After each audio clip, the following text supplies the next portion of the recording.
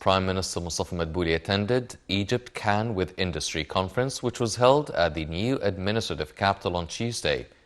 The conference, which hosts 12 sessions, is the sixth version of a series of Egypt Can conferences under the auspices of President Abdel Fattah el-Sisi.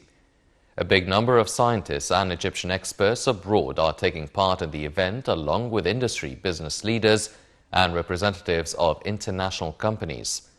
The inaugural session reviewed industrial investments and communities development mechanism, which aims to achieve sustainable development through tying the money market to industrial investment and finding mechanisms to lure investments in the money market.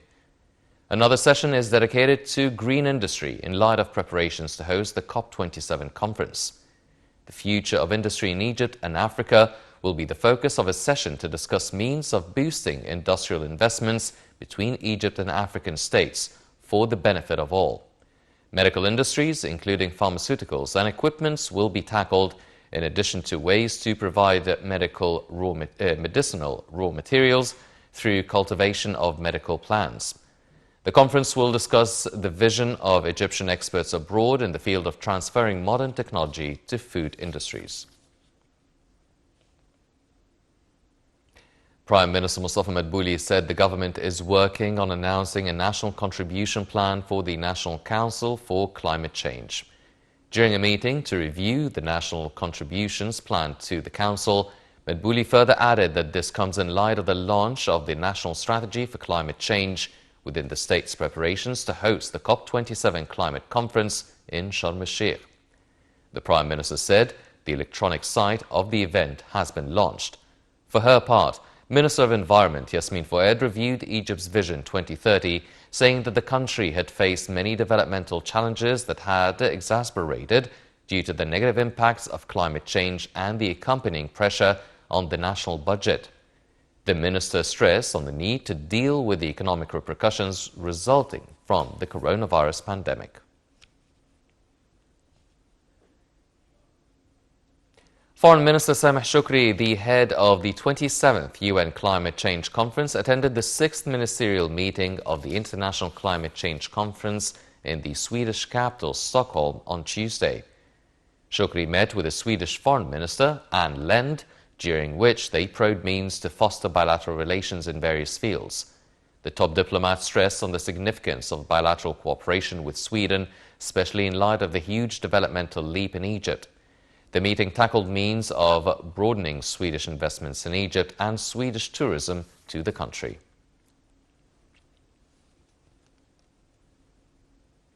Within the framework of Egypt's intensified parliamentary diplomacy in regional and international arenas, the Parliament, in cooperation with the International Parliament Union, will organize the 8th edition of the World Parliamentarian Youth Conference in the Red Sea resort of Sharm el-Sheikh on the 15th and 16th of June.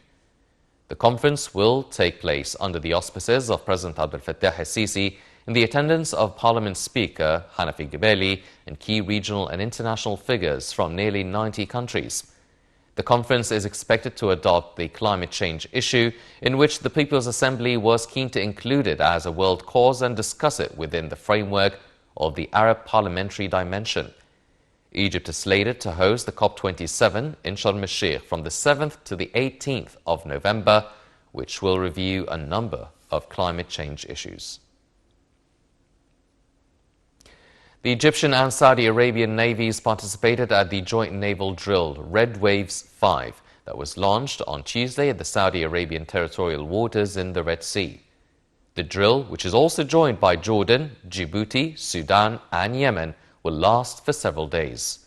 During the exercises, participating naval forces will implement a host of activities, including planning and managing joint naval combat operations. In a related development, a joint Egyptian-Saudi air drill, Faisal 12, was launched at the kingdom with the participation of Egyptian Air Force and Saudi Royal Air Force.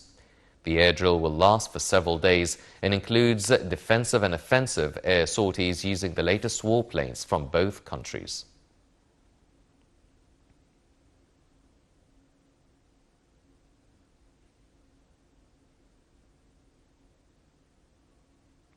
Head of the National Media Authority, Hussein Zain, congratulated all media personnel on Tuesday on the occasion marking the 88th anniversary of Media Day, wishing them more success and progress. Hussein said Egypt celebrates the anniversary of the day in which it launched This is Cairo for the first time through the Egyptian radio in 1934. With the birth of the Egyptian radio, Zain further added that the media has played a national vital role to build people's awareness besides serving all society's issues. He said the Egyptian Radio and Television Union has delivered a precious media message which shapes the thought, conscience and culture of the nation.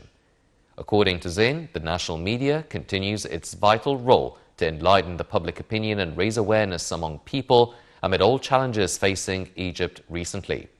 Zain announced that the national media is continuing its successes by launching the Egyptian satellite Nilesat 301 in the coming few days with the aim of strengthening the Egyptian media potentials.